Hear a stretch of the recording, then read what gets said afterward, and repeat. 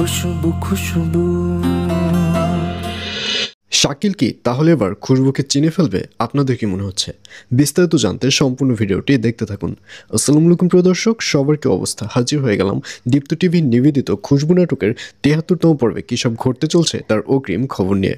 Alright, এই পর্বটি আরও বেশি ইন্টারেস্টিং হতে চলছে, কারণ খুশবুকে দেখা যাবে হঠাৎ করে তাদের দরজার কড়া নড়বে এবং খুশবু তাকিয়ে দেখবে যে শাকিল চলে এসেছে এবং শাকিল খুশবুদের রুমে ঢুকেই দরজাটি লক করে ফেলেছে এবং এক পর্যায়ে খুশবুর আর উপায় থাকবে না শাকিলের কাছ থেকে পালানোর। আর এগুলো দেখেই ঘুম থেকে লাফিয়ে উঠবে খুশবু। আসলে এই সব কিছু খুশবু কল্পনাতে অর্থাৎ স্বপ্নে দেখেছে, বাস্তবে নয়।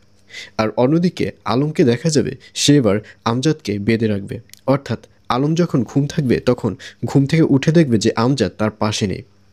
আর এটি দেখবার পর আলম যখন বাইরে বের হবে তখন দেখবে যে আমজাদ তার ব্যাগ বাটোয়ারা নিয়ে পালানোর ট্রাই করছে। আর ঠিক তখনই আলমকে দেখা যাবে সে আমজাদকে তাদের ঘরের একটা রুমে বেঁধে রাখবে এবং সকালবেলা আলমের যে বোন রয়েছে সে ঘুম থেকে উঠে আলমকে দেখবে এবং তখন আলমকে জিজ্ঞাসা করবে, কী ব্যাপার, তুই একা কেন, আমজাদ কোথায়?